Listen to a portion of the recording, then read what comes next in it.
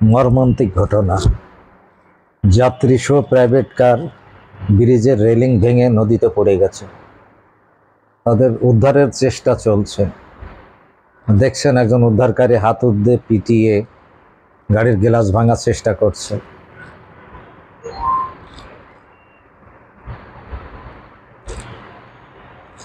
Already একজনকে অর্থাৎ ড্রাইভারকে বের করতে সক্ষম হয়েছে। গাড়ির মালিক এখনো পিছনের সিটে।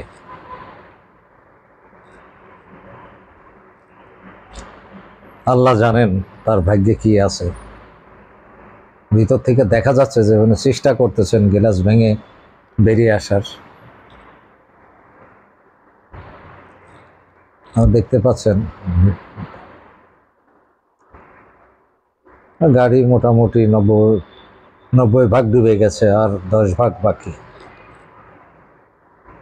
একজন উদ্ধারকারী আসছেন এবং হাতুড়িতে পিটিয়ে পিছনের গ্লাস ভেঙে গাড়ির মালিককে বের করার চেষ্টা চালিয়ে যাচ্ছেন। দেখি কি হয়, শেষ পর্যন্ত অপেক্ষা ছাড়া আর কোনো কিছুই করার নাই। যদি হায়াত থাকে বাঁচবে, আর নইলে এই পরিস্থিতি থেকে ফিরে আসা খুবই কঠিন ব্যাপার।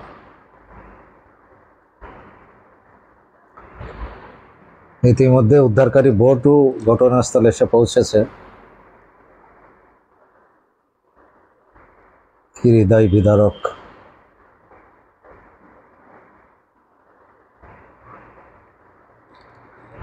মর্মান্তিক।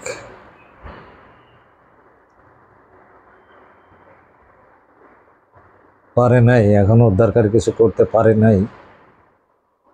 ওহো, শেষমেশ গাড়ির মালিক বের হতে সক্ষম হয়েছে এবং তার দিকে লাইফ বয় ছুঁড়ে মারা হয়েছে এবং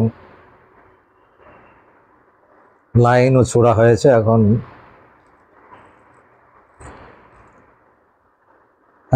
জীবনে বেঁচে গেছেন। এখন ওনাকে বোটে তোলার চেষ্টা করা হচ্ছে। যাক, ভিতর থেকে যখন বেরোতে সক্ষম হয়েছে, এখন বোটে তোলা তো কোনো ব্যাপারই না, বোটে অনায়াসেই তোলা যাবে। পরিস্থিতিটা কতটা ভয়ানক ছিল, এবং এই গাড়ির ভিতরে যে ড্রাইভার এবং মালিক, এদের যে কি অবস্থা, কি টেনশন, মানে মৃত্যুর একেবারে দোরগোড়া থেকে ফিরে এসছে, কল্পনা করা যায়? একটা রুদ্ধশ্বাস ব্যাপার। ভাগ্য অনেক বেশি প্রসন্ন না হলে এইরকম বিপদ থেকে উদ্ধার মানুষ হতে পারে না, সাধারণত হয় না। কারণ গাড়ি ডুবার যতটুকু সময় পায়, এর ভিতরে উদ্ধারকারী দল তো ঘটনাস্থলে আসে পৌঁছাইতেই সব শেষ। কথাই আছে না, রাখে আল্লাহ মারে কে।